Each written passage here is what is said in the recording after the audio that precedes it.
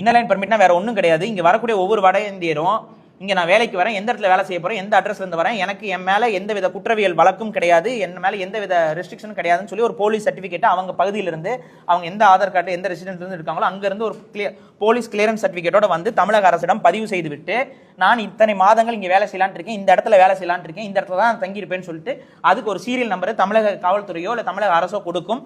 அதன் அடிப்படையில் அவங்க இங்கே வேலை செய்யலாம். இதுதான் இன்னர் லைன் பர்மிட் முறை. இதன் மூலமாக தமிழ்நாட்டுடைய பாதுகாப்பு என்பது 100% உறுதியாக்கப்படும். இங்கே இருக்கக்கூடிய பல பிரச்சனைகள் வந்து நமக்கு மட்டும் இல்லை, இங்கே வட இந்திய சாமானிய ஊழியர்களுக்குமே பிரச்சனை. சில வந்து பொய் கேசுகள் கூட அவங்க மேலே போடப்படுறதா சில பேர் குற்றம் சாட்டுறாங்க.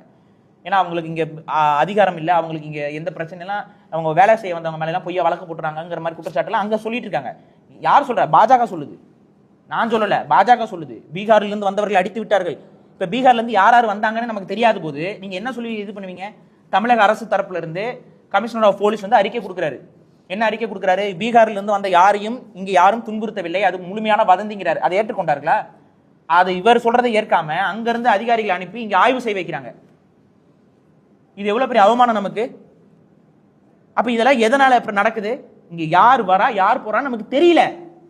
அப்ப இந்த முறைமையை நடைமுறைப்படுத்தி விட்டால் யார் வருகிறார்கள் யார் போகிறார்கள் என்பதை தமிழக அரசால் கண்காணிக்க முடியும். அந்த ஒரு வட இந்தியர் வராரு, அவர் வந்து நீங்க யாருப்பா என்னப்பா உன்னோட இன்னர் லைன் பர்மிட்டை காட்டுப்பான்னு சொன்னா முடிஞ்சு போச்சு. அவரோட பர்மிட் மீறி இருந்தார், தம்பி நீ டைம் முடிஞ்சிச்சு, நீங்க வந்து மாநிலத்துக்கு நீ போகணும் அப்படின்னு சொல்லி நீங்களே அனுப்பி வச்சிடலாம்.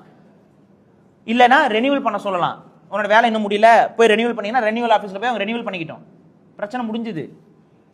ஒருத்தன் வந்து அந்த சீட் இல்லாமல் இருக்கானா அவன் முறைகேடாக தமிழக உள்ள நுழைஞ்சிருக்கான்னு அர்த்தம். என்ன நோக்கத்துக்காக வந்திருக்க விசாரிக்கலாம், ஒரு காவல்துறை விசாரிக்கலாம். இன்னைக்கு நீங்க ஒருத்தன் கஞ்சா விற்கிறக்கே வந்திருக்கான்னு வைங்க, நீங்க காவல்துறை கிட்ட அவன் என்ன சொல்லுவான்?